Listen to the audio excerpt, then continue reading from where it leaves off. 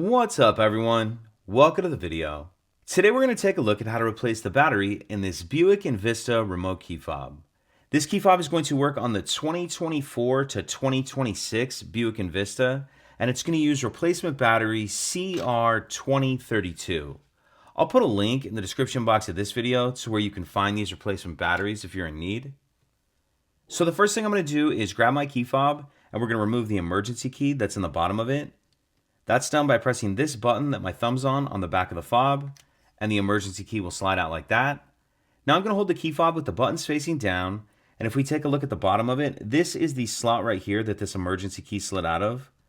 What I'm going to do is take my emergency key and I'm going to put just the very end of it in that slot, maybe about that much. Put the very end of it in there, and then I'm going to pry the key up like this.